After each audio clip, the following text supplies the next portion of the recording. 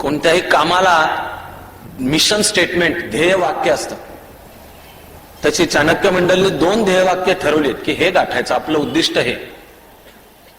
त्यातलं एक आहे राष्ट्रीय चारित्र्याचे व्यावसायिक तज्ज्ञ तयार व्हावेत म्हणून. पण दुसरं आहे त्याचा ह्या कथामालेशी संबंध आहे. ते आहे वैश्विकतेचं भान आणि कर्तृत्व असलेली युवा पिढी तयार व्हावी म्हणून. To develop youth with global consciousness and competence. जग एक होत चाललं. IT, इंटरनेट, बायोटेक्नॉलॉजी, तथाकथित साम्यवादाचा पाडाव आणि भांडवलशाहीचा विजय, शीतयुद्धाचा शेवट, जगातलं आजपर्यंतच्या माणसाच्या इतिहासातलं सर्वात बलाढ्य राष्ट्र म्हणून अमेरिकेचं स्थान. या सगळ्यामध्ये आपल्याला भारत देश म्हणून नव्या भिंती उभ्या करायच्या नाहीत. आपल्याला स्वतःमध्येच फुटलेला देश राहायचं नाही. आपल्यामध्ये शास्त्र तंत्रज्ञानात मागं पडलेला आणि जगात काय चाललंय याचं ज्याला भानच नाही, त्यामुळे येणाऱ्या प्रत्येक आक्रमणाला बळी पडतोय असाही देश व्हायचं नाही. याउलट जगाच्या ऐक्याची स्वप्न पाहणारी तुमची माझी सर्वात पहिली आणि सर्वात प्राचीन संस्कृती आहे. तुमच्या माझ्या प्रार्थनेत वसुदैव कुटुंबकम आहे. गणपतीची आरती झाल्यानंतर आपण म्हणतो त्यात पृथ्वी समुद्र पर्यंत आया हा एकराट इति, एक राष्ट्र ही ध्यास आहे हा. पण ते होताना जर 100 कोटीचा देश आमचा दरिद्री फुटलेला स्वत्व विसरलेला असेल तर त्या एकत्वाची उगाच पूजा करण्यामध्ये काही अर्थ नाही. ते ढोंग आहे, ते दंभ आहे, तो खोटेपणा आहे. आपल्याला आपल्या परीने कणभराची भर घालण्यासाठीच काम करायचंय. त्यामुळे ज्यांना या जगाच्या एक होत जाणाऱ्याचं भान आहे, आणि नुसतं भान नाही, कॉन्शियसनेस, कर्तृत्व पण आहे. ती जागतिक स्पर्धा अंगावर घेण्याचं धैर्य आहे, शिंगावर घेण्याचं धैर्य आहे, क्रिएटिव्हिटी आहे, एक्सलन्स आहे आपल्या क्षेत्रातला, अशा युवा पिढीचा इथे ध्यास आहे. म्हणून ह्या कथा आहेत. आणि मोठं कर्तृत्वाचं स्वप्न पाहायचंय. पण काय जग आहे समजावून घेऊ. 5 राष्ट्रांच्या 5 गोष्टींमध्ये गुंफलेलं आहे. पण ती राष्ट्रांच्या उत्थानाची कहाणी. नुसतीच पूजा करून थांबलो तर काय अर्थ नाही. म्हणून 6वं म्हणजे तुमचा माझा भारत देश, त्याला मध्यवर्ती आपण कारगिल ठेवतो. आणि मग 7वी जवळजवळ कळायला लागल्यापासूनच्या आयुष्यभर जी अतिशय रम्य भारावून टाकणारी कहाणी मी ऐकत आलो, जमलं तिथे सांगत आलो, तिने आपण समारोप करणार आहोत. 24 डिसेंबर 1999 म्हणजे ख्रिसमस ईव्ह.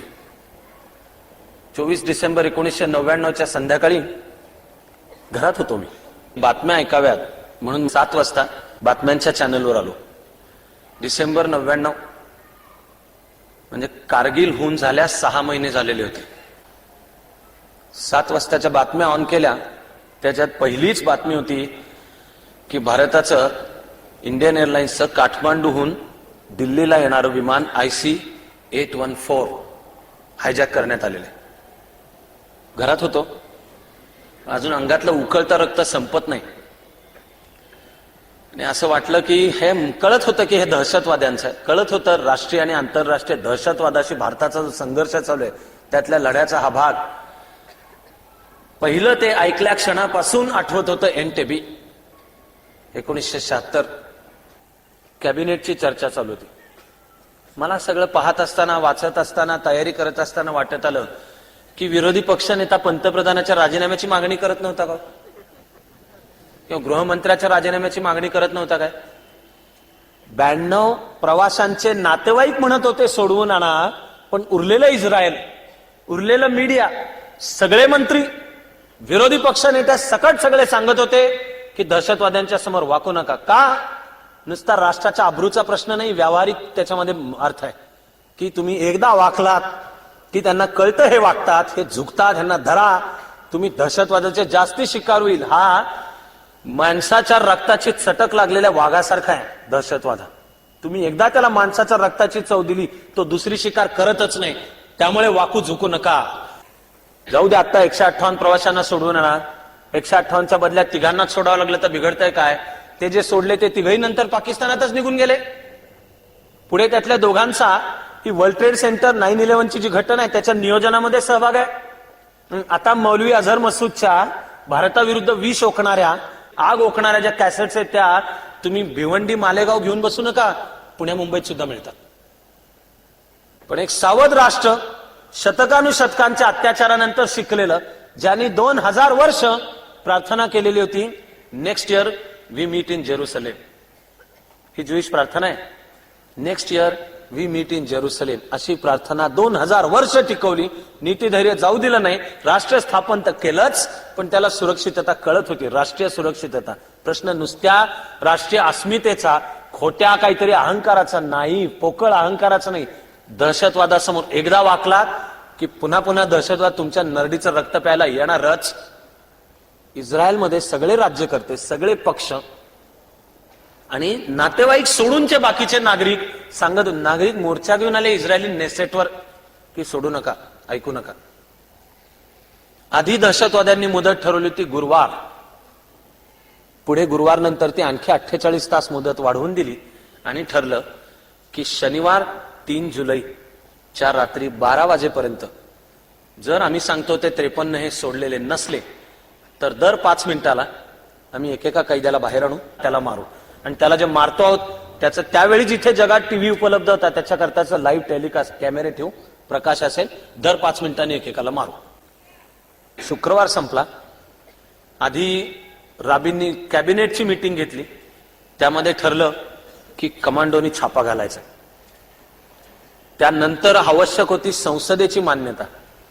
त्यामुळे शनिवारी दुपारी 2 वाजता संसदेचं विशेष अधिवेशन बोलवण्यात आलं आणि इस्रायलच्या संसदेमध्ये चर्चा चालू होती छापा घालण्याला मान्यता देणे. 2 वाजता सुरू झालेली चर्चा पुढे तासनतास चालू राहिली. पण जे नियोजन करण्यात आलेलं होतं त्यानुसार ठरलेल्या वेळी जर विमानं एंटेबीच्या विमानतळावर पोहोचलेली हवी असतील तर त्यांची उशिरात उशिरा या एक्झिऑनच्या बीरशेबा विमानतळावरून निघण्याची वेळ होती दुपारचे 3:30. दुपारचे 3:30 वाजले तरी तेल अविवला संसदेमध्ये चर्चा चालूच होती. कारण चर्चा करणाऱ्यांना माहित नव्हतं की ठराव संमत झाला, आत्ता छापा आज रात्री निघायचंय. संसदेला वाटत होतं एक तात्विक मान्यता द्यायची, मग तयार होईल, मग काहीतरी छापा घातला जाईल. त्यांना माहित नव्हतं. आणि हा ऐतिहासिक प्रसंग असल्यामुळे प्रत्येकच नेता, प्रत्येकच खासदार याला बोलायचं होतं. त्यामुळे 3:30ला चर्चा संपली नाही. हा एअरफोर्सचा जो प्रमुख होता यांनी 3:30ला पहिली कमांड दिली की विमानं निघा. आणि जर संसदेने मान्यता दिली नाही तर वाटेत तुम्हाला रेडिओ सिग्नल देऊ, आहात तिथून परत या, आपण वेळ पाळायची असेल तर तुम्ही निघा. त्यांनी स्वतःच्या जबाबदारीवर निर्णय घेतला. ब्रिगेडियर जनरल डॅन शॅमरॉन, पहिली जी 2 विमानं निघाली त्याच्यात तो स्वतः बसलेला होता. पहिली 2 होती बोईंग 707 आणि या विमानांची योजना होती त्यांनी जायचं केनियाचा जो विमानतळ नैरोबी तिथे उतरायचं. यासाठी केनियाच्या सरकारशी संपर्क करण्यात आलेला होता. केनिया आणि युगांडाचं तर एकमेकाशी शत्रुत्व आहेच, पण केनियाच्या सरकारला सांगण्यात आलेलं होतं की 2 चार्टर फ्लाईट स्पेशल बोईंग 707 येणार आहेत, त्यांना तुम्ही पेट्रोल भरायला, फ्युएल भरायला परवानगी द्या. आणि नंतर केनियाच्या सरकारला विश्वासात घेऊन सांगण्यात आलं की परतताना अशी आणखी 4 विमानं असणार आहेत. ती आहेत हर्क्युलिस C-130 या जातीची विमानं. हर्क्युलिस हे विमान 10 मजली बिल्डिंग एवढं उंच विमान आहे. हे फायटर प्लेन नाही, हे विमान आहे प्रवासी किंवा मालाची वाहतूक करणार, पण प्रचंड जागा असलेलं.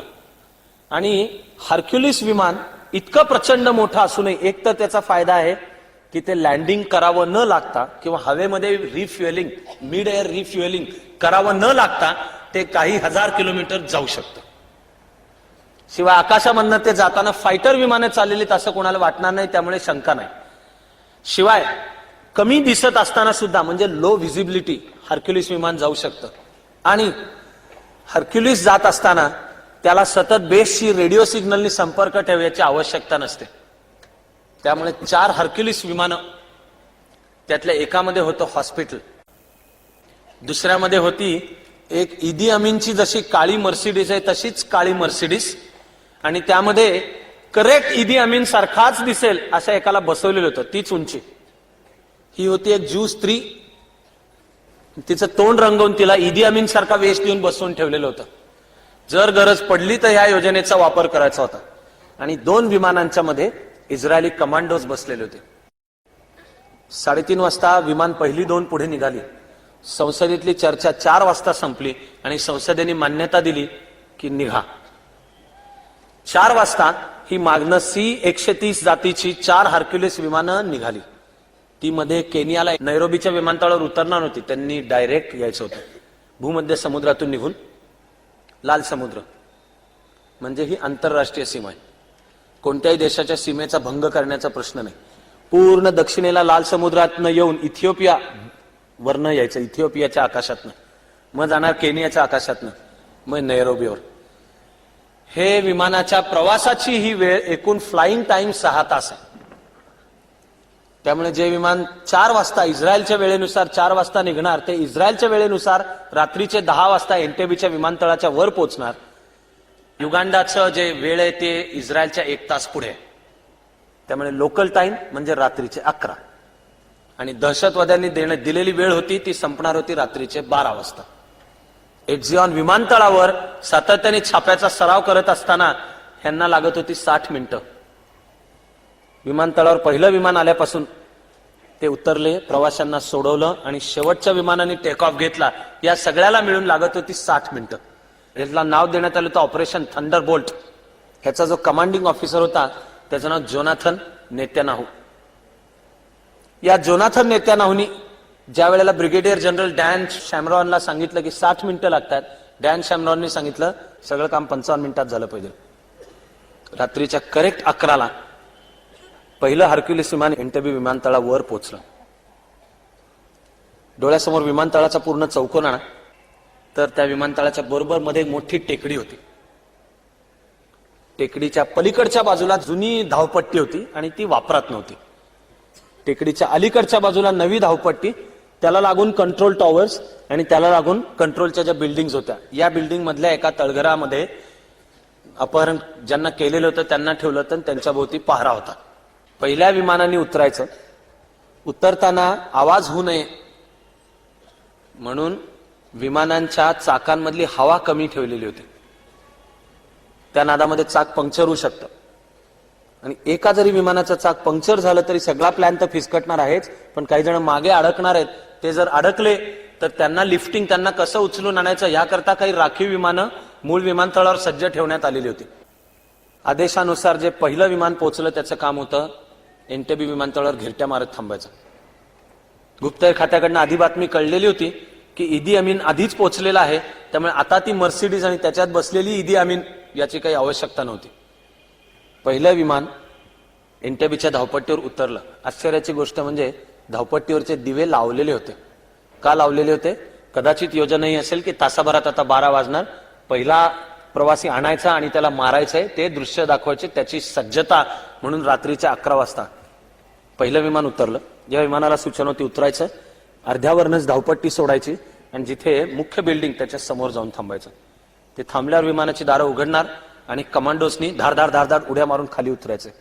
दुसऱ्या विमानाने उतरायचं, त्याच धावपट्टीवरनं थोडं पुढे जाऊन उजव्या कोपऱ्यामध्ये जो कंट्रोल टॉवर होता तिथे जायचं. त्यांना सांगितलेलं काम होतं कंट्रोल टॉवर ताब्यात घ्यायचा, तिथले युगांडाच्या सैनिकांना मारायचं आणि एका 20 जणांच्या टीमनी जीप्समध्ये बसून कंपालाकडनं येणारा जो रस्ता आहे एंटेबीच्या विमानतळाकडे तो अडवायचा, कारण युगांडन सैनिक अजून तिकडून येतील. विमानतळापासून 1.5 मैलाच्या अंतरावर इदी अमीनचं घर होतं स्वतः. त्या रात्री इदी अमीन होता. आधीचे 3 दिवस मॉरिशसला organisation of African unity OAU या संघटनेची बैठक होती. त्या बैठकीत बोलण्यासाठी म्हणून इदी अमीन गेलेला होता. तो कधीही परत येऊ शकेल, तसं जर झालं तर मर्सिडीज आणि एक इदी अमीन गाडीत बसलेली असावी म्हणून सज्जता आधीपासून करून ठेवण्यात आलेली होती. इतकंच नाही तर रात्री 12ला वेळ तर संपत होतीच, पण छाप्याची वेळ कोणती निवडायची, तर ती वेळ अशी काही पाहिजे की त्याच्या अलीकडे सुद्धा कुठल्या आंतरराष्ट्रीय दुसऱ्या विमानाचं तिथे लँडिंग नाही पाहिजे किंवा टेक ऑफ नाही पाहिजे, किंवा थोडंसं पलीकडे सुद्धा लँडिंग किंवा टेक ऑफ नाही पाहिजे. एंटेबीच्या विमानतळावर शेवटचं विमान दुपारी 12 वाजता जातं. शनिवार 3 जुलै दुपारी 12. त्यानंतर एंटेबीच्या विमानतळावर पुढचं येणारं अपेक्षित विमान होतं ब्रिटिश एअरवेजचं रात्रीचे 2:30, म्हणजे इंग्लिश तारीख म्हणायची तर खरं म्हणजे 4 जुलै रविवार 2:30 AM 2:30 वाजता. म्हणून छापा घालण्याची वेळ म्हणजे आसपास दुसरं कोणी नाही, दुसरे सिग्नल्स नाहीत. आकाशातनं जी विमानं निघाली त्यांना सूचना होती की एकही रेडिओ सिग्नल द्यायचा नाही. खरं म्हणजे जेव्हा आकाशातनं विमान जातं त्याचा कंटिन्युअस संपर्क बेसशी असतो. आणि इथे 4 हर्क्युलिस विमानं एकमेकापासून 30 सेकंदाचं अंतर ठेवून जाणार, पण त्यांनी एकमेकाशी पण संपर्क ठेवायचा नाही, त्यांनी बेसला पण एकही निरोप द्यायचा नाही. का? कारण हे रेडिओ सिग्नल्स स्पाय सॅटेलाइट्स पकडतात. आणि स्पाय सॅटेलाइट अमेरिकेचेच होते असं समजू नका, रशियाचे सुद्धा होते. आणि जर रशियाने ही संशयास्पद हालचाल पकडली असती, ती माहिती अरबांना पुरवली असती, तर विमानतळावर त्यांची वाट बघत सैनिक तयार राहिले असते की उतरा, त्याला म्हणतात सिटिंग डक, मेले असते सगळे. इस्रायलच्या इतिहासातला सगळ्यात मोठा उत्पात, कॅटॅस्ट्रॉफी किंवा सगळ्यात मोठा पराक्रम, याच्या रेझर थिन सूर्याच्या धारेवरनं ते चाललेले होते. ती 4ही विमानं पोचली. चौथं जे विमान होतं ते गिरट्या घालत होतं. एक उतरलं आणि प्रवासी जिथे होते तिथे, दुसरं उतरलं आणि कंट्रोल टॉवर. तिसऱ्या विमानाचं काम होतं जुन्या धावपट्टीवर उतरायचं. त्या विमानामध्ये कमांडोज आणि त्या विमानात हॉस्पिटल पण होतं. तर या ऍक्शन मध्ये जर कोणी जखमी झालं तर पटकन त्यांना त्याच्यात बसून नेता यावं म्हणून. पण पलीकडे उतरलेल्या कमांडोजना सूचना होती, मिराज विमानं जमिनीवर उद्ध्वस्त करायची. एकमेकापासून 30-30 सेकंदाच्या अंतरात ही विमानं उतरली. युगांडाचे जे सैनिक भोवती होते ते खडबडून जागे झाले. त्यांना आधी कळे ना हे काय आहे. त्यांनी पाहिलं ती C-130 म्हणजे सिव्हिलियन विमानं दिसत आहेत. त्याच्यामधनं पहिल्यांदा एक मर्सिडीज उतरली. त्या मर्सिडीज मध्ये कमांडिंग ऑफिसर जोनाथन नेत्यानाहू बसलेला होता. त्याला युगांडाच्या सैनिकांनी सॅल्यूट केले आणि त्यांना काही कळायच्या आतमध्ये फायरिंग चालू झालं. धोक्याचे सगळ्यात क्षण होते. कमीत कमी वेळामध्ये आतमध्ये जे प्रवासी रात्री झोपले असणार त्यांना जागं करायचंय आणि उठून घेऊन यायचंय. आणि दहशतवाद्यांना प्रतिसादाची संधी वेळ त्यांना मिळू द्यायचा नाहीये. हे कसं काय साध्य करायचं? म्हणून हे ठरलेलं होतं की हिब्रू ज्यू भाषेमध्ये तेस्कावू असं ओरडायचं, म्हणजे पडून राहा, लाय डाऊन. त्यामुळे पहिल्या विमानातनं जे कमांडोज उतरले आणि पळत पळत पळत आले, ते ज्या हॉलमध्ये दहशतवाद्यांचा पहारा होता आणि माणसं झोपलेली होती, तिथे ते फक्त इस्रायल इस्रायल असं ओरडले आणि तेस्कावू, पडून राहा. आणि मग सूचना त्यांना होत्या कमरेच्या उंचीवरनं फायरिंग करायचं. कमरेच्या उंचीवरनं फायरिंग. पहिल्या फायरिंग मध्येच 4 दहशतवादी तिथेच मरून पडले. दुर्दैवाने एकच मूळ फ्रेंच असलेला, आता तेल अवीवमध्ये सेटल झालेला एक विद्यार्थी होता. त्याला अर्धवट झोपेमध्ये काय घडतंय कळेना, त्यामुळे तो उठला आणि मशीन गनच्या बर्समध्ये तो आला. एकमेव तो तिथे गेला. त्याचे वडील तिथे होते. वडिलांनी पण पाहिलं, त्यामुळे ते त्याला वाचवायला म्हणून पुढे गेले. ते वडील पण गंभीररित्या जखमी झाले. बाकीचे 90च्या 90 प्रवासी पैकी एकाच्याही केसाला सुद्धा धक्का लागला नाही. आणि दहशतवाद्यांना प्रतिकाराला एवढासा सुद्धा वेळ मिळाला नाही. ते जागे होऊन काय घडतंय याच्या आतमध्ये सगळेजण मेलेले होते. 92च्या 92 प्रवासी विमानात बसले आणि निघाले. आता ते विमान पुन्हा मागे आणा धावपट्टीवर आणि मग टेक ऑफ याला वेळ नव्हता. त्यामुळे विमानांना सूचना होती की आहा तिथूनच तुम्ही टेक ऑफ करायचा. ती धावपट्टी जिथे समोर जात होती तिथे समोर पाणथळ दलदलीचा प्रदेश, त्याला लागून येते तळ. तळ्याचं नाव आहे व्हिक्टोरिया लेक. विमानाला, आणि ते सुद्धा C-130 म्हणजे मोठ्या आकाराचं, त्याला धावपट्टी जास्ती लांब लागते. त्याच्या निम्म्या आकाराची धावपट्टी होती. त्या निम्म्यामध्ये हर्क्युलिसचा टेक ऑफ कसा करायचा त्या सगळ्याचं सूत्रसंचालन करत विमानतळाच्या टारमॅकवर हा कमांडिंग ऑफिसर जोनाथन नेत्यानाहू उभा होता. युगांडन सैनिक जे जागे झाले त्यातले अनेक जण मेले, पण कंट्रोल टॉवर ताब्यात घ्यायच्या आधी त्यावर एक हेवी मशीन घेऊन बसलेला जो युगांडन सैनिक होता त्याने जोनाथन नेत्यानाहूला पाहिलं. त्याची बॉडी लँग्वेज त्याच्या वावरण्यातच उघड होतं की या ऑपरेशनचा CEO कमांडिंग ऑफिसर तो आहे. त्यामुळे युगांडाच्या त्या सैनिकांनी जोनाथन नेत्यानाहूचा वेध घेतला. जोनाथन नेत्यानाहू पडला. जोनाथन नेत्यानाहू पडला म्हणून इस्रायलचं सैन्य, जे कोणी कमांडोज होते ते घाबरले नाहीत, बिचकले नाहीत. त्यांच्या नियोजनात हे गणित होतं की जर तो पडला तर काय करायचं, तर 2IC किंवा सेकंड इन कमांड त्यांनी ताब्यात घ्यायचं. तो सेकंड इन कमांड कोणतरी विल्यम समथिंग कोणीतरी होता, त्यांनी ताब्यात घेतलं. जोनाथन नेत्यानाहू जखमी होता. त्याला उचलून जे हॉस्पिटलचं विमान होतं त्याच्यामध्ये नेण्यात आलं. कंट्रोल टॉवरवर फायरिंग झालं. कंट्रोल टॉवर उद्ध्वस्त झाला. कंपालाच्या रस्त्यावरून 3-4 जीप्स भरून युगांडाचे काही सैनिक येत होते. रात्रीची वेळ गाणीबिणी म्हणत येत होते. त्यांना अंदाज पण नव्हता. त्यांना काही कळायचं, त्यांच्यावर फायरिंग झालं. सगळ्याच्या सगळ्या जीप उद्ध्वस्त. सगळ्याचे सगळे सैनिक ऑन द स्पॉट मरून पडले. विमानांच्या मध्ये प्रवासी बसले आणि विमानाने निघायचंय. खरं म्हणजे सगळ्यात अवघड, विमानाच्या शास्त्राच्या दृष्टीने सगळ्यात अवघड चॅलेंज आता होतं. निम्म्या धावपट्टीमध्ये निघायचं. ते कसं निघायचं त्याचा पण सराव आधी करून घेण्यात आलेला होता. त्यामुळे C-130 निम्म्या धावपट्टीवरनं निघायचं. विमानात हवा कमी आहे पण लक्षात ठेवा, फुल थ्रॉटल म्हणजे त्याला पूर्ण ताकद द्यायची. ते हलत हलत समोरचं तळ आणि पाणथळाशी जशी जवळ येताना दिसेल तसं वैमानिकांनी ब्रेकवर उभं राहायचंय आणि फुल थ्रॉटल ताकद दिलेली असताना ब्रेक सोडायचा. तो काय होणार आहे, तोफेमधून गोळा जसा सोडतात तसं ते अख्खं विमान आकाशामध्ये फेकलं जाणार. हे कमी हवा असताना C-130 प्रचंड, मी सांगितलं 10 मजली बिल्डिंगच्या एवढी उंच विमानं, त्यांनी हे मॅन्युव्हरिंग एका वेळी सगळं हे केलं आणि विमानं आकाशामध्ये झेपावली. तेव्हा झाली होती 53 मिनिटं. रात्री सगळी विमानं सुरक्षित पोचली आणि मग हा जो तेलावी मधला व्यापारी होता कर्नल बार्ले बोरका, याला सांगण्यात आलं की इदी अमीनला फोन करून सांग तुझ्या सहकार्याबद्दल आभारी होतो. अजूनपर्यंत इदी अमीनला सुद्धा पत्ता नव्हता की काय घडलेलं आहे. त्यामुळे इदी अमीनने मध्यरात्री झोपेतच खडबडून होत या बोरकाला विचारलं की मला आभारी कशाबद्दल. कर्नल बोरकाने सांगितलं कळेल तुला लवकरच, पण जे काही केलंस त्या तुझ्या सहकार्याबद्दल आम्ही आभारी आहोत. आपल्या राष्ट्रांचं संरक्षण आणि दहशतवाद्यांच्या समोर टेकायचं नाही, ही चित्तथरारक कहाणी सुद्धा फिकी ठरेल अशी आक्रमक कारवाई त्याच्या पुढची आहे. आणि त्याच्या सुद्धा तयारीला खरं म्हणजे थोडी आधीच सुरुवात झालेली होती. तो आहे सद्दाम हुसेनचा अण्वस्त्रांचा कार्यक्रम. 1973 मध्ये हे जे युद्ध झालं होतं त्यानंतर सगळे अरब देश एकत्र आले. त्यांची जी संघटना आहे तिचं नाव आहे OPEC, oil and petroleum exporting countries, OPEC. त्यांनी मिळून पेट्रोलच्या किमती एकदम 5 पट वाढवल्या. जगाच्या आर्थिक बाजारामध्ये दाणादाण ती असताना त्यावेळेचा फ्रान्सचा एक मंत्री जॅक्स शिरॅक, तो आता राष्ट्राध्यक्ष आहे, याची सद्दाम हुसेनची भेट झाली होती. आणि सद्दाम हुसेननी फ्रान्सच्या काही हजार कार्स, स्कूटर्स वगैरे विकत घेतो. त्याच्या बदल्यामध्ये फ्रान्सला अतिशय स्वस्त दरामध्ये पेट्रोल सप्लाय करतो, पण आम्हाला न्यूक्लिअर टेक्नॉलॉजी पाहिजे असं सांगितलं होतं आणि फ्रान्सने ते मान्य केलं होतं.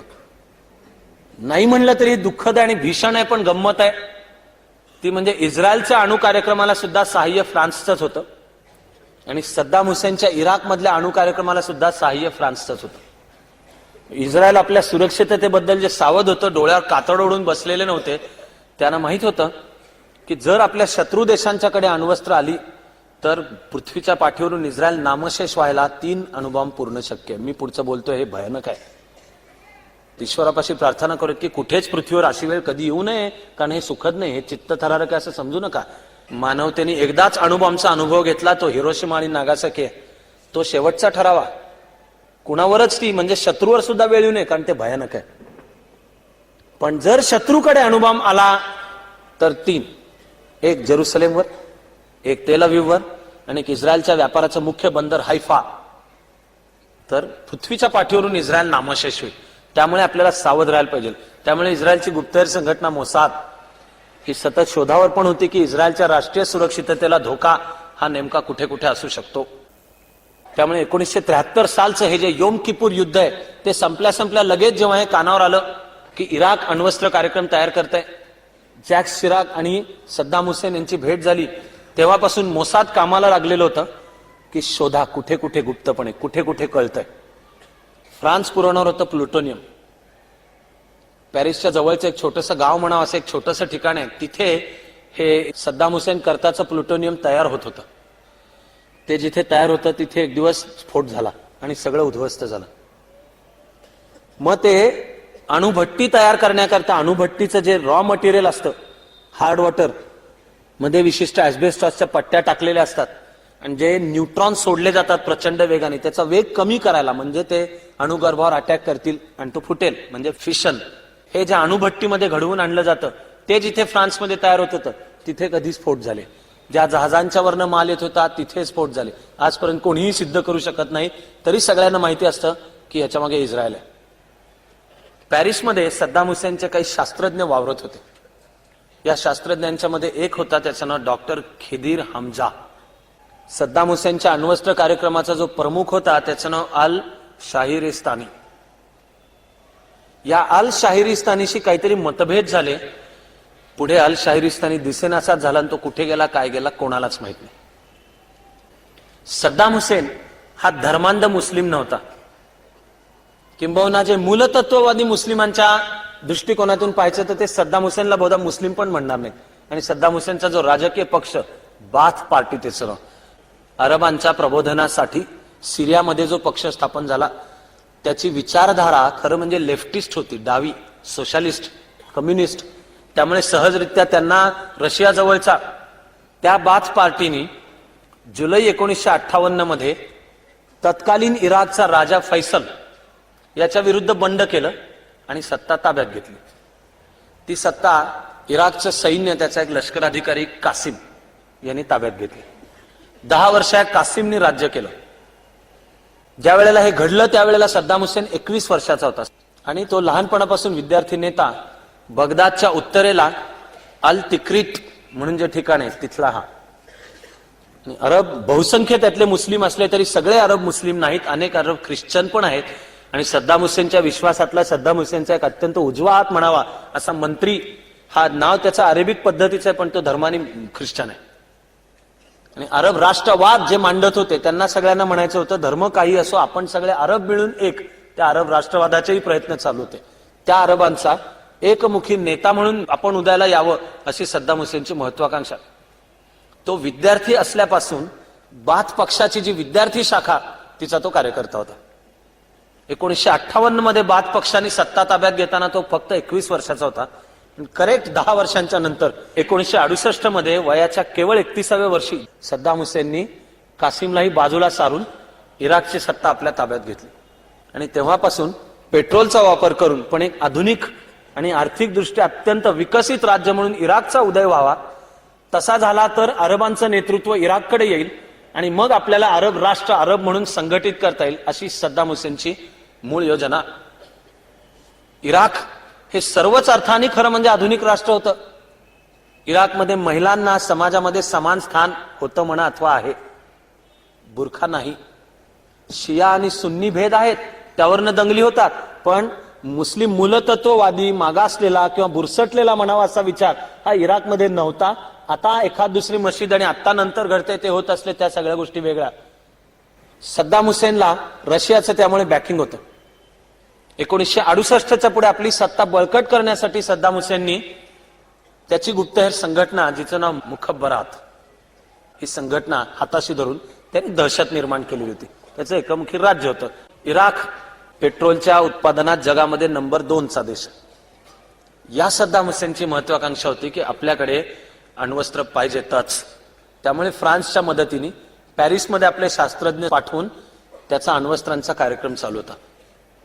मोसादच्या द्वारा इस्रायलच्या राज्यकर्त्यांच्याकडे या सगळ्या बातम्या येत होत्या. आपल्याला काही वेळा इस्रायलच्या गोष्टी ऐकताना जणू असं वाटतं की सगळा इस्रायल कायम एकमुखीच होता का काय. तसं नाहीये. किंबहुना हे लक्षात घ्या की इस्रायल देश अस्तित्वात आल्यापासून आजपर्यंत इस्रायलमध्ये कधीही एका पक्षाचं सरकार नाही. आपण वावरताना काही वेळा बकवास ऐकतो की शेवटी आघाडीच्या राजकारणाची म्हणून काही कंपल्शन आहे, शेवटी सगळ्यांना बरोबर घेऊन जायचं असतं वगैरे. ती कंपल्शन राष्ट्रहिताशी तडजोड करण्याची नसते. आघाडीचीच सरकार आहेत, त्यांचे आपसात तिथे उजवे डावे आहेत. लिकुड नावाचा जो पक्ष, एरियल शेरॉन त्या पक्षाचा आत्ताचा. आणि ही घटना जेव्हाची मी आता तुम्हाला सांगणार आहे तेव्हा जो पंतप्रधान होता मेनाकिम बेगिन, म्हणजे 1976 साली जो विरोधी पक्ष नेता होता, तो आता 1980-81 साल उजाडताना तो पंतप्रधान होता. 1976 साली जे सत्तेत होते ते आता विरोधी पक्षात होते. शिमॉन पेरेज हा त्यावेळी विरोधी पक्ष नेता होता.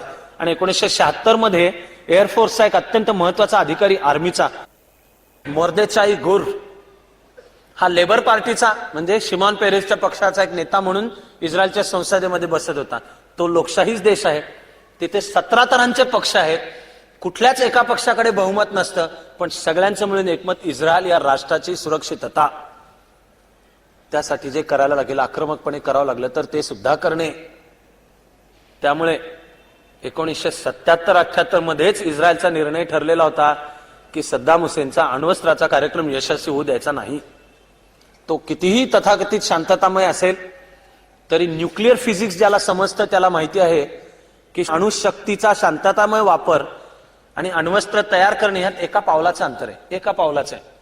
त्यामुळे या बाष्कळ कल्पनांमध्ये इस्रायल नव्हतं की त्याचा शांततामय असेल तर चालू दे, सद्दाम हुसेन आपला शत्रू कुठे आहे.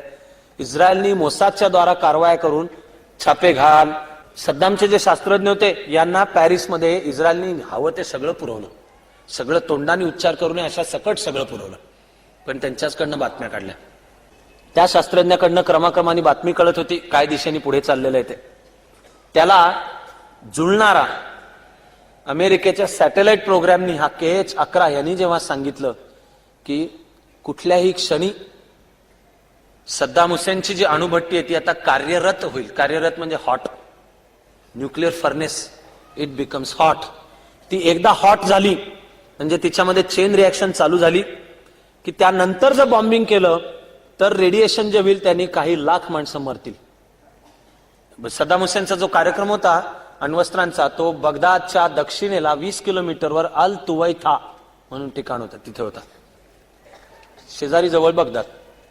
त्यामुळे अणुभट्टीचं उद्ध्वस्त करायची असेल तर ती अणुभट्टी कार्यरत होणे म्हणजे न्यूक्लिअर फर्नेस हॉट होणे याच्या आधी करायला पाहिजे.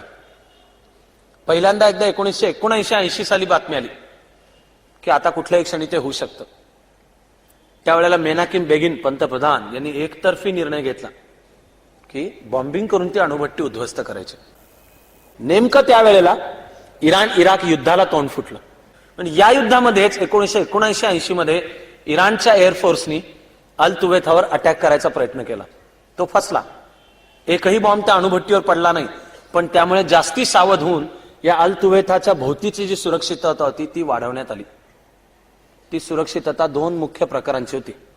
एक त्याला म्हणतात AAA, अँटी एअरक्राफ्ट आर्टिलरी, म्हणजे जी स्पेशालिस्ट आर्टिलरी आहे जी ताशी 1,500 किलोमीटर किंवा जास्ती वेगाने जाणाऱ्या विमानालाही टिपू शकते असा तोफखाना AAA तो अल तुवेथाच्या भोवती बसवण्यात आला. आणि दुसरी सॅम मिसाइल्स ही पण तिथे बसवण्यात आली. हिट सिकिंग म्हणजे सद्दाम हुसेनला माहित नव्हतं अशी स्थिती नाहीये. कमांडोचा छापा पडू शकतो. इस्रायल आपला शत्रू आहे. सद्दाम हुसेन जरी धर्मांध मुस्लिम नसला तरी अरब राष्ट्रवादी, यामुळे इस्रायल कधी ना कधीतरी बुडवायचं आहेच. आणि इस्रायलचं शत्रुत्व जो पत्करेल त्याच्याकडे अरबांचं नेतृत्व येईल हे लक्षात ठेवून सद्दाम हुसेन इस्रायल विरुद्ध वारंवार घोषणा तर करतच होता. म्हणजे जेव्हा अंतिमतः रविवार 7 जून 1981 च्या दिवशी ही घटना घडली त्यावेळेला सद्दाम हुसेन आणि इराक बेसावध होता अशी स्थिती नव्हती, उलट जास्ती सावध होते. इलेक्ट्रॉनिक सर्व्हेलन्सची सगळ्यात अद्ययावत यंत्रणा रडार्स ही तिथे बसवलेली होती. पण योजनेची तयारी करून सरावाला सुरुवात 2-2.5 वर्ष आधी चालू होती. तोही विमानतळ मगाशी सांगितलेल्या गोष्टीतला एक्झिऑन, तिथे हा सराव चालू होता. 1980-81 च्या वेळची सगळ्यात अद्ययावत फायटर प्लेन्स म्हणजे फॅन्टम जेट्स F-16. त्यांची क्षमता मध्ये न उतरता खूप लांब जाऊन येणे, अटॅक आणि परत येणे. एक्झिऑन विमानतळापासून अल तुवेथाचं अंतर 1100 किलोमीटर आहे. मध्ये उतरायला जागा नाही, लँडिंग नाही, रिफ्युएलिंग नाही, उलट धोकेच जास्ती. त्यामुळे सराव जो करायचा होता तो 1100 किलोमीटर जाणे, फक्त अणुभट्टी उद्ध्वस्त करायची, आसपास काहीही एकही बॉम्ब चुकीचा पडता कामा नये. IAS मध्ये आमचं ट्रेनिंग मसुरीला चालू असताना त्यावेळचे भारताचे air chief marshal Denis de la Fontaine यांच्याबरोबर आमची एक बैठक झाली होती. ते म्हणाले की इंडियन एअरफोर्स हा जगातला one of the best. Air chief marshal Denis de la Fontaine म्हणाले we can lick the Americans, we can lick the Chinese, Pakistan is no match for us. एकच देशचा एअरफोर्स आपल्यात तोडीस तोड किंवा आपल्यात तुल्यबळ आहे, तो म्हणजे इस्रायल. म्हणजे इंडियन एअरफोर्स हे जर योग्य नेतृत्व आणि मागे हात बांधून लढाई कर असं न सांगणारं, कचखाऊ शेपूट घालणारं नेतृत्व नसेल तर आपण वी आर द बेस्ट. पण आम्हालाच वी आर द बेस्ट हे माहित नाही, ते इस्रायलला माहिती आहे. 8 फॅन्टम जेट्सचा सराव चालू होता आधीची 2-2.5 वर्ष. फॅन्टम जेट एकच वैमानिक उडवतो, त्यामुळे 8 सर्वोत्कृष्ट वैमानिक निवडलेले होते. त्यांच्या 4-4च्या 2 टीम्स केलेल्या होत्या. त्या 4-4च्या 2 टीम्सचा मिळून मिशनचा जो प्रमुख म्हणून नेमण्यात आलेला होता त्याचं नाव राज. आणि दुसरी जी टीम होती 4 जणांची त्याच्या प्रमुख त्याचं नाव आमिर नाशुमी. या प्रत्येकाच्या बरोबर 4-4 जण. डायमंडचा शेप, 8 विमानं. अंतराच्या भाषेत म्हणायचं तर 30 सेकंदांचं अंतर ठेवून त्यांनी जायचंय. कसं जायचंय? जमिनीपासून 100 फुटावरनं जायचंय. या 100 फूट अंतरावरनं 1100 किलोमीटर जायचं. ते मुख्यतः वाळवंट आहे सगळं. पण 100 फूट का? कारण ते विमान रडारवर दिसत नाही. वाळवंटात 100 फुटाच्या जवळची जी हवा आहे ती गरम असते. त्या हवेमध्ये अचानक पोकळी निर्माण होतात, अचानक वादळ येतात किंवा धुळीची जी वादळ उठतात ती पण त्या 100 फुटावर उठू शकतात. तरी 100 फुटावरनं 1100 किलोमीटर जायचंय ताशी 1500 किलोमीटरच्या वेगाने. नुसतं जायचं नाही, जायचं भोवती सगळ्या पुष्कळ बिल्डिंग आहेत, मध्ये फक्त जी अणुभट्टीची बिल्डिंग आहे तेवढीच उद्ध्वस्त करायची आणि परत यायचं. या योजनेचा सराव आधीची 2-2.5 वर्ष चालू होता. पण इराण इराक युद्धामध्ये इराणनी अल तुवेथाच्या अणुभट्टीवर बॉम्बिंग करायचा प्रयत्न केल्यामुळे भोवतीची सुरक्षितता वाढली. आता काम अवघड बनलं, म्हणून मेनाकिम बेगिनला थोडंसं थांबावं लागलं. पुढे त्यांनी 1980चा शेवट 81ची सुरुवात या वेळेला दुसऱ्यांदा एकदा ठरवलेलं होतं की आता पण जाऊन अणुभट्टी उद्ध्वस्त करायचे. पण कसा कोणास ठाऊक हा कार्यक्रम लीक झाला आणि बातमी गेली विरोधी पक्षनेता शिमॉन पेरेझ ह्याच्याकडे. तुम्हाला आठवत असेल आणि मी आठवण करून देतो की 1976 एंटेबीच्या घटनेच्या वेळी शिमॉन पेरेझ संरक्षण मंत्री होता. त्याचा लष्करातला उजवा हात म्हणजे हा आर्मी ऑफिसर मोर्देचाई गुर, हे दोघंही आता लेबर पक्षाचे आणि विरोधी पक्षात. शिमॉन पेरेझ मेनाकिम बेगिन जो लिकुड पार्टीचा म्हणजे अत्यंत आक्रमक राष्ट्रीयत्व मानणारा, त्याला सांगत होता की ही आक्रमक कृती तू करू नको. आणि मेनाकिम बेगिन सांगत होता की नाही, मला ती केली पाहिजे, सुरक्षिततेसाठी ती नितांत आवश्यक आहे. कशी कुणास ठाऊक, पण ही झालेली चर्चा लीक झाली. दुसऱ्या दिवशी सकाळी विमानं निघणार होती, त्या आदल्या रात्री शिमॉन पेरेझनी पंतप्रधान बेगिनला एक वैयक्तिक चिठ्ठी दिली, हाताने लिहिलेली. ती वैयक्तिक चिठ्ठी होती, मला माहिती आहे की तू उद्या सकाळी अमुक अमुक एक विशेष करायला निघालेला आहेस, आत्ता ते करू नकोस, अजून गोष्ट कोल्ड आहे, अन्यथा जी गरम होईल, हॉट होईल, ते सगळं जग आपल्या विरुद्ध उलटेल, त्यामुळे तू ते करू नको. मेनाकिम बेगिनला लक्षात आलं की रहस्य होतं, या कमांडोच्या छाप्याचं यश हे अचानकपणात आहे, सरप्राईज मध्ये आहे. कळलेलं जर आधी असेल आणि शिवाय मी सगळ्यांना बरोबर घेऊन जात नाही, माझाच विरोधी पक्ष नेता आहे तो सांगतो आता करू नको, त्यांनी वैयक्तिक चिठ्ठी पाठवली, ती गोपनीय आहे. ती जर दुसऱ्या कोणाच्या हातात पडली असते तर त्याला पत्ता पण लागणार नाही की तो कशाविषयी म्हणतो, अशा शब्दात ती लिहिलेली आहे. पण शिमॉन पेरेझला तो काय म्हणतोय कळत होतं आणि बेगिनलाही त्यांनी काय म्हणालेलं हे कळत होतं.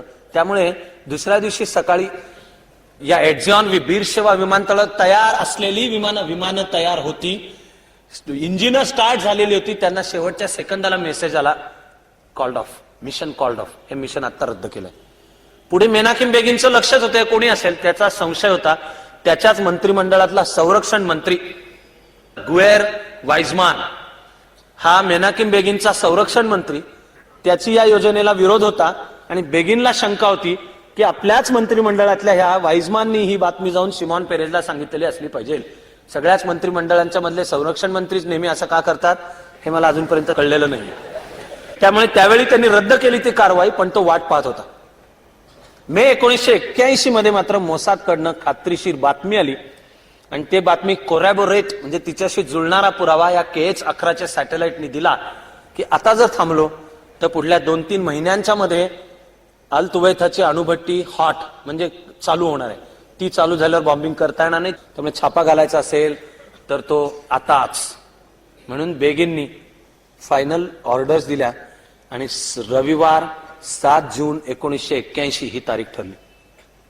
ज्यासाठी आधीचे 1.5-2 वर्ष सराव चालू होता ते आता करायचं. या चारांच्या 2 टीम्स आणि त्यांचा लष्कर प्रमुख राफुल हा एड्झिऑन विमानतळावर उपस्थित होता स्वतः. बेगिननी संदेश दिला आणि दुपारी 2:30 वाजता एड्झिऑन विमानतळावरनं 30 सेकंदाच्या अंतराने 8 फॅन्टम जेट्स आकाशामध्ये झेपावली. त्यांच्यामध्ये बॉम्ब लोड केलेले होते आणि आधीच्या नियोजनात खूप सराव झालेला होता की कोणत्या प्रकारचे बॉम्ब टाकायचे.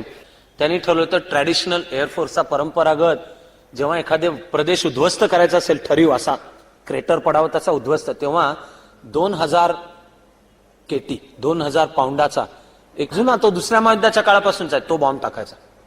बॉम्बचं वजन 2000 पाऊंड.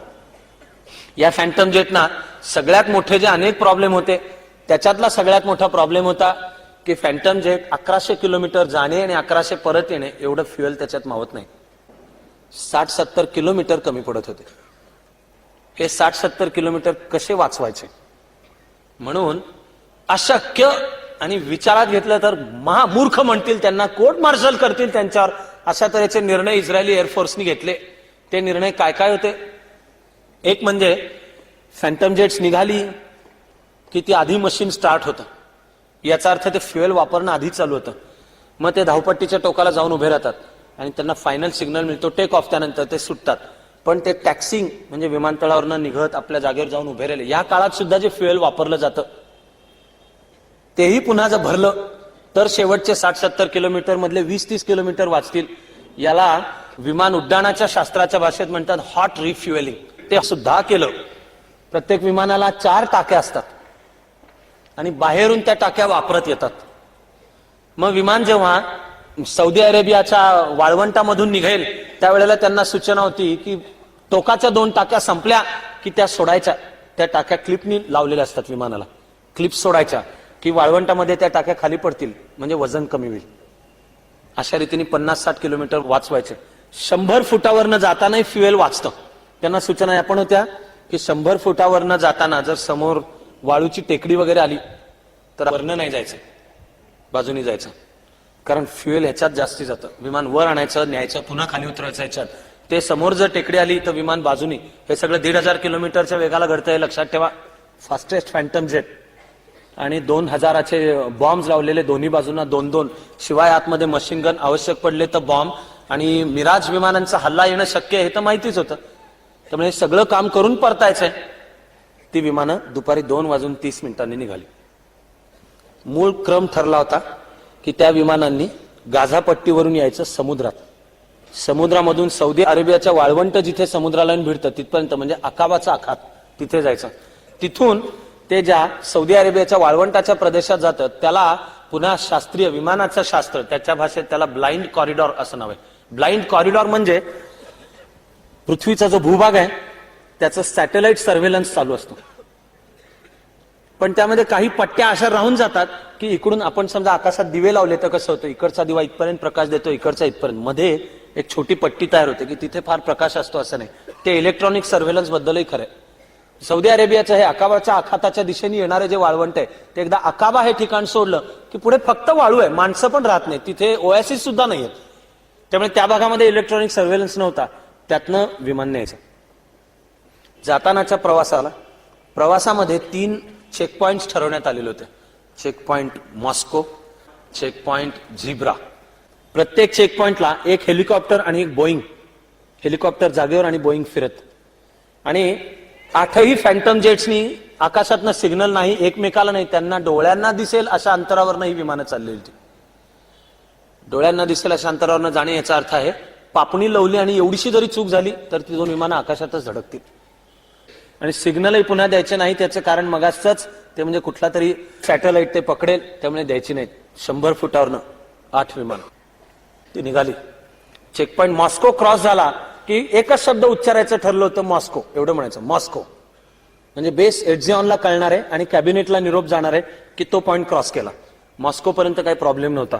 पण ही विमानं जशी निघाली तशी ती जॉर्डनच्या आखातात आली. तिथे समुद्रामध्ये जॉर्डनचा राजा तो एका याटवर मजा करत होता. त्याला 8 फॅन्टम जेट्स 100 फुटावरनं, म्हणजे ही अशी दिसणारच की. जॉर्डनला अमेरिकेने पुरवलेली अद्ययावत सॅटेलाइट मशिनरी आहे इलेक्ट्रॉनिक सर्व्हेलन्सची. त्यामुळे त्या याटवरनं जॉर्डनच्या राजाने विचारलं की मला 8 विमानं, पेंट त्यांना वेगळा दिलेला होता, बदललेले होते, कळेल असं इस्रायल एअरफोर्सची विमानं येत आहेत बरं का, असं नव्हतं ते. पण तिकडून येत आहेत हे पाहूनच जॉर्डनच्या राजांनी आपल्या राजधानीत विचारलं की मला पटकन चौकशी करून सांगा की इस्रायल एअरफोर्सची 8 विमानं कुठे निघाली का. काही मिनिटांच्या अवधीमध्ये त्याला उलट सांगण्यात आलं की असा कुठलाही सिग्नल रडारवर नाही, अशी कुठली इन्फॉर्मेशन आपल्यापाशी नाही. राजा त्या याटवर निवांत होता. एव्हाना विमानांनी चेकपॉइंट मॉस्को क्रॉस केलेला होता. पुढचा चेकपॉइंट झिब्रा. खरा धोका त्याच्या पुढे चालू होत होता. कारण इराकमधून संपूर्ण सौदी अरेबियातून येऊन इस्रायलचं जे हैफा बंदर आहे तिथपर्यंत ऑइलची पाईपलाईन होती. ती पाईपलाईन जशी ज्या रस्त्याने येते त्या रस्त्यावर दर थोड्या अंतरावर विमानतळ करण्यात आलेले होते, छोटे छोटे विमानतळ. त्यांना नाव होतं H1, H2, H3. यातलं H3 हे इराक मधला विमानतळ आहे. तिथपासून संरक्षित प्रदेश म्हणजे ज्याला एअरफोर्सची सुरक्षितता देण्यात आलेली आहे असा संरक्षित प्रदेश H3 पासून चालू होतो. तो म्हणजे शेवटचा म्हणजे checkpoint zebra. Checkpoint zebra cross केला की आता सगळे सिग्नल बंद. आता निरोप नाही, आता काहीच कळणार नाही. हे जर वाचले आणि 8 विमानं नीट परत आली तर पुढचा निरोप मिळणार आहे. त्यामुळे चेकपॉइंट झेब्राच्या पुढे AAA, सॅम आणि H3 हा विमानतळ जिथून कळेल पण, जिथे रडार पण बसवलेला असणार. त्याच्या पुढे बॉम्बिंग जेव्हा होतं त्या बॉम्बिंगचे खरं म्हणजे 7 टप्पे असतात. अॅक्युरेट बॉम्बिंग करणे 7, 1, 2, 3, 4 असे न सांगता आपण बॉम्बिंग म्हणजे काय ते मुळात समजावून घेऊ. 100 फुटावरनं जाताना बॉम्बिंग करता येत नाही. बॉम्बिंग करायला वर उठावंच लागतं. ते वर उठताना कळणार रडारवर. विमान वर जातं, ते बॉम्बिंग अल्टिट्यूड आणि बॉम्बिंगचा स्पीड तिथून तिरकं होतं, वेगाने खाली येतं. ज्या पॉइंटवर पुढे बॉम्ब टाकायचा आहे त्याच्या अलीकडे बॉम्ब सोडला जातो. प्रत्यक्षात बॉम्ब आधी सोडला जातो कारण तो ग्रॅव्हिटेशनल फोर्सनी त्या टार्गेटकडे जातो. त्याचं मॅथमॅटिकल गणित आहे, ते कम्प्युटर्सवर असतं. पण तो बॉम्ब सोडण्याचा जो क्षण आहे तो जर स्प्लिट सेकंड जरी चुकला तरी टार्गेट चुकू शकतं. विमानाच्या रडारवर एक लाल दिवा त्याचे टार्गेट त्याच्यावर सिग्नल दिलेला असतो. तो लाल पॉइंट त्याचं नाव आहे डेथ डॉट. तो हलत हलत मधल्या स्पॉटला आला की लॉक केला जातो, म्हणजे टार्गेट लॉक केलं. लॉक करून तो सोडायचा. हे सगळं करण्यासाठी काही ठळक कळतील अशा जमिनीवरच्या भौगोलिक खुणांची काही वेळा आवश्यकता असते. आणि यांची प्रॅक्टिस होताना ठरलेलं होतं. अल अखबर नावाचं एक तळ आहे, छोटं गाव आणि त्याच्या शेजारी तळ आहे. त्या तळ्यामध्ये पाण्यातून मध्ये एक बेट छोटंसं वर येतं. ते डोळ्यांनी कळेल असं, आयडेंटिफाय ओळखता येईल असं आहे. आणि हे ठरलेलं होतं की तिथे आलं की विमानांनी बॉम्बिंगसाठी सुसज्ज व्हायचं. त्याला शास्त्रीय भाषेत शब्द आहे आयपी. आयपी म्हणजे इनिशियल पॉइंट. इनिशियल पॉइंट म्हणजे ते दिसलं पाण्यामधनं वर डोकावणारं बेट की तिथून विमानांनी वर निघायला सुरुवात करायची. 8ही विमानं. हा जो पहिला राज, RAZ राज, ह्याच्या इन्स्ट्रक्शन्स असणार. आणि पहिला बॉम्ब टाकायचा होता त्याला लांबून आधी पाणी दिसलं म्हणजे आपण बरोबर दिशेने होत. मग तो बघायला लागला आता मला बेट दिसेच ना, कुठे बेटच नाहीये. तो गडबडला किंवा काळजीत पडला की ते बेट कुठे. त्याच्याशिवाय मी बाकी सगळ्या विमानांना जो सिग्नल द्यायचा आहे तो त्यांनी द्यायचा आहे. आणि त्यांनी द्यायचा आहे म्हणजे आधी शेजारचं विमान तो डोळ्यांनी बघत, रेडिओ सिग्नल नाही. राज त्याला सिग्नल देणार, मग तो त्याला असे करत 8. मग ते आयपी नंतर बॉम्बिंगची जी हाईट आहे त्या ऑल्टिट्यूड त्या हाईटला पोहोचणार. राजला कळेच ना आयपी कुठे गेला. प्रत्यक्षात ते त्या आयपी वरून पुढे सरकले. घडलं काय होतं? घडलं कितीही नियोजन केलं तरी अनेक वेळा नियोजनात ज्या गोष्टी येत नाहीत ते घडलं होतं. ते म्हणजे पाणी जास्ती आलं होतं आणि बेट पाण्याखाली गेलं होतं, बेट दिसलंच नाही. पण राजच्या शेजारच्या विमानातला जो याल्दिन, तो डोळे मिटूनही विमान चालवत नव्हता आणि तो आदेशाची वाट पाहणाराही वैमानिक नव्हता. त्याला प्लॅन माहिती होता आणि त्याला लक्षात आलं की राज चुकलेला आहे आणि त्याला आयपी लक्षात आलेलं नाही. त्याला हे माहित होतं की दुसरा आयपी इनिशियल पॉइंट असा ठरलेला आहे. याल्दिननी राजच्या आदेशाची वाट न पाहता राजच्या विमानाच्या खालून आपलं विमान नेलं आणि वर बॉम्बिंग अल्टिट्यूड साठी तो निघाला. राजला कळलेलंच होतं आपलं चुकलंय. त्यांनी जाताना आकाशात याल्दिनला खून केली. वेल डन, की या प्रसंगी काय करायला पाहिजे हे लक्षात घेऊन तो वर गेला. याल्दिन बॉम्बिंग अल्टिट्यूड वर पोहोचला. राजचं विमान सरळ 100 फुटावरनं पुढेच गेलेलं होतं. याल्दिनच्या पाठोपाठ इतर 7 विमानं आकाशामध्ये. आता पहिला बॉम्ब याल्दिननी टाकायचा होता. तो डेथ डॉट त्याच्या रडारवर हलत हलत आला, लॉक झाला आणि 1 सेकंदाला त्यांनी बॉम्ब सोडला. बॉम्ब जेव्हा सोडला जातो तेव्हा विमान आणि बॉम्ब काही काळ बरोबर जात राहतात.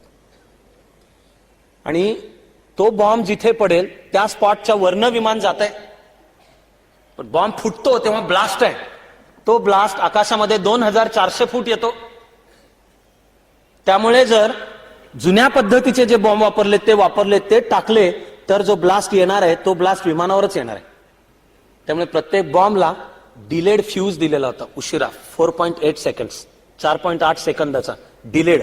4.8 सेकंदांच्या मध्ये ओळीने 8 विमानं येऊन आपापला बॉम्ब टाकून 2400च्या वर 100 फुटावर उतरायचं, बॉम्ब टाकायचा आणि 2400 फुटावर उठायचं. त्याच्या पलीकडे मग ब्लास्ट येणार आहे. विमानांना खाली व्हिडिओ कॅमेरे बसवलेले होते आणि ते ह्याचं रेकॉर्डिंग पण करत होते. 2 तासांच्या प्रवासानंतर 4:30 वाजता ते ह्या आयपीच्या इथे पोहोचले. याल्दिनच्या लक्षात आलं 4:30 इस्रायल टाइम, बगदादचं घड्याळ 1 तास पुढे असते. बगदाद टाइम नुसार वाजलेले होते संध्याकाळचे 5:30. याल्दिन राजच्या विमानाच्या खालनं वर गेला, बॉम्बिंग अल्टिट्यूडला आला, डेथ डॉट टार्गेट लॉक, त्यांनी पहिला बॉम्ब टाकला आणि तो वर निघाला. पटपट 2, 3. राजला आपली झालेली चूक लक्षात आलेली होती. हा कमांडर होता, संपूर्ण ऑपरेशनचा प्रमुख तो होता. राजनी आपली चूक दुरुस्त करण्याकरता विमान उड्डाणातलं सगळ्यात अवघड काम असतं ते म्हणजे आहे त्या स्पॉटवरून विमान असं वर नेणे. इन्व्हर्टेड जी असा त्याला एअरफोर्स मधला शब्द आहे. विमान असं वर न्यायचं. त्यांनी होतं त्या स्पॉटला वर नेलं, उलट खाली आणलं. म्हणजे त्याच्या विमानाचं टोक आता त्या अल्तुवेताची जी अणुभट्टी आहे त्याच्यावर होतं. तिथे त्यांनी बॉम्ब टाकला आणि बॉम्ब 4.8 सेकंडचं अंतर तो व्हायच्या आतमध्ये तो पुन्हा आपल्या उंचीला येईल. मध्ये 4.8 सेकंदांचं अंतर गेलं. 8ही विमानं ब्लास्टच्या बाहेर होती आणि ब्लास्ट झाला. आतमध्ये एकच फ्रेंच शास्त्रज्ञ काम करत होता. रविवारचा दिवस, सुट्टीची वेळ. यांना प्रोटेक्टेड संरक्षित एरियामध्ये शिरल्यापासून वाटत होतं की आर्टिलरीचं फायरिंग चालू होणार आहे. नाही, मिराज विमानं आकाशामध्ये उड्डाण घेतील. रडार सिग्नल देणं कानात चालू करतो की तू आता धोकादायक एरियात आहेस, नाही तर तुलाच लॉक करतील, म्हणजे डेथ डॉट दुसऱ्याच्या विमानावर असं होईल. असं असताना प्रत्यक्ष काही झालं नाही. घटना घडून गेल्यानंतर लक्षात आलं की संध्याकाळची वेळ, निवांत कॉफी प्यायला का अरब पद्धतीचा चहा प्यायला म्हणून ड्युटीवर जे सोल्जर्स होते ते आपापल्या मेसमध्ये निघून गेलेले होते.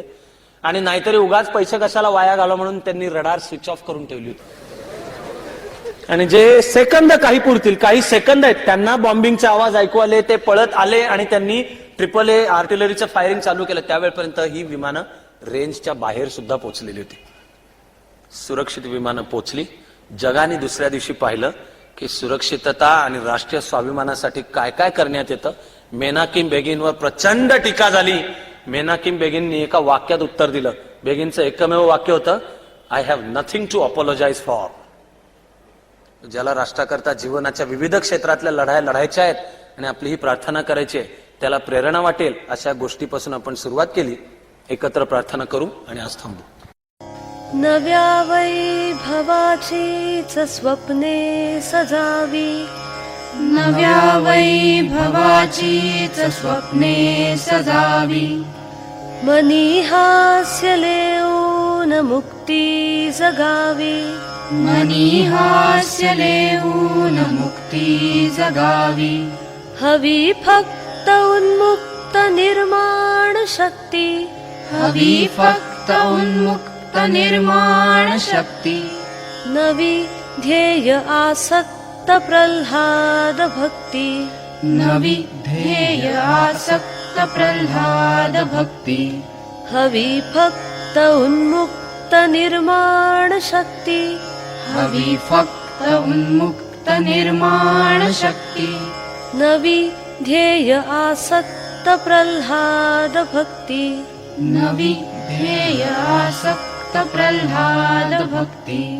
अहंता गळावी अभंगास म्हणता, अहंता गळावी अभंगास म्हणता. तपस्येत तल्लीन आतून होता, तपस्येत तल्लीन आतून होता. प्रतिभे समस्तीत आकार यावे, प्रतिभे समस्तीत आकार यावे. पुरी उत्तमाचेच ओंकार गावे, पुरी उत्तमाचेच ओंकार गावे. हवी फक्त उन्मुक्त निर्माण शक्ती, हवी फक्त उन्मुक्त निर्माण शक्ती. नवी ध्येय आसक्त प्रल्हाद भक्ती. नवी ध्येय आसक्त प्रल्हाद भक्ती. जरी एक अश्रू पुसायास आला, जरी एक अश्रू पुसायास आला. तरी जन्म काहीच कामास आला, तरी जन्म काहीच कामास आला. जरी अश्रू विस्फोट होऊन सजला, जरी अश्रू विस्फोट होऊन सजला. तरी मुक्त ज्वालामुखी जन्म झाला, तरी मुक्त ज्वालामुखी जन्म झाला. हवी फक्त उन्मुक्त निर्माण शक्ती, हवी फक्त उन्मुक्त निर्माण शक्ती नवी ध्येय आसक्त प्रल्हाद भक्ती नवी ध्येय आसक्त प्रल्हाद भक्ती नवी ध्येय आसक्त प्रल्हाद भक्ती नवी ध्येय आसक्त प्रल्हाद भक्ती नवी ध्येय आसक्त प्रल्हाद भक्ती नवी ध्येय आसक्त प्रल्हाद भक्ती